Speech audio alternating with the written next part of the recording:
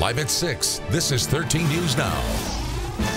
All right, walk outside and you'll feel it right away. The heat is on. That's right. The air temperature barely reached 90 today, but add in the humidity, it felt a lot hotter. Now, the heat wave is just getting started. Tomorrow, much hotter than today. And Friday will be the hottest day of the work week. Jeff is busy tracking the warm-up. Jeff? Yeah, temperature out there right now showing up at 88 degrees. We did hit 90 officially, even a little hotter on the peninsula, but south side officially hit 90. Dew point right now, 74. So it still feels like the mid 90s because your body just can't efficiently get rid of the perspiration to help cool you off. Evaporation is what cools our bodies off. So it is really, really hot out there. Meanwhile, for the next 6 hours, the red numbers, how hot it will feel.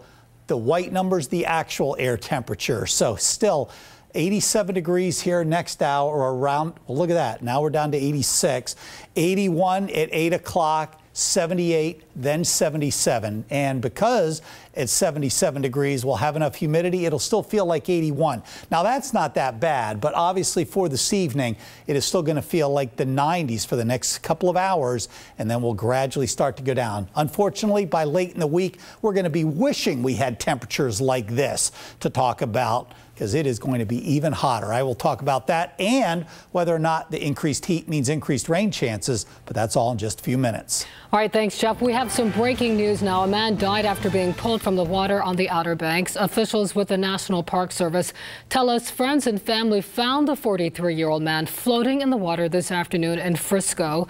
They got him to shore and other beachgoers started CPR. Unfortunately, the attempts to revive him were unsuccessful. We are told the victim is from out of state. Officials say they do not know the man's cause of death. New information tonight on the woman killed by Norfolk police outside Naval Station, Norfolk. According to state police, India Nelson was shot after she got into a fight with her husband. Right before that, investigators say she crashed into his car and then shot him. He survived. Nelson was active duty Navy, most recently assigned to the Dwight D. Eisenhower. She worked on nuclear equipment on the ship. State police are still investigating what led to the shooting. A man accused in a crime spree across 3 cities is getting out of jail. Leonard Morrison is paralyzed after getting shot by Hampton police. He needs to go back to the hospital for treatment, we are told, and we learned in court today that Morrison will be readmitted tomorrow. Morrison is charged in a double homicide in Virginia Beach, a robbery in Chesapeake, and shooting at a police officer in Hampton. Reporter Nico Clemens has an update on that officer-involved shooting. A strong message Wednesday afternoon from Commonwealth's Attorney Anton Bell as we wait for this man, Leonard Morrison, to appear in court. The message we want to send is not in my city. Morrison, now paralyzed, is charged with attempted capital murder on a police officer. He's now heading back to a hospital for inpatient rehab. Morrison's attorney says they won't be ready for a preliminary hearing next month. He's paraplegic and, of course, is concerned about his health and his case. Police say on June 12th, Morrison, Alan Ralph, and James Gregory robbed GameStops in Chesapeake and Hampton. There was a physical fight between Morrison and a Hampton police officer. Police say Morrison then shot the officer with the policeman's own gun. The bullet has no name on it, so bullets could have gone anywhere. Morrison is also charged with first-degree murder in a June 11th double homicide in Virginia Beach. Bell says even if Morrison isn't ready for next month's preliminary hearing, he plans to move forward with the hearings for Ralph and Gregory. The message we want to send is not in my city. In our city, we're not having it here. We're not going to tolerate it here, and if you do it here, there are going to be strong ramifications for that. Again, Morrison will be in the hospital for 2 weeks, and then he will be reassessed concerning his progress. That preliminary hearing is scheduled for August 22nd. In Hampton, I'm Nico Clemens, 13 News Now.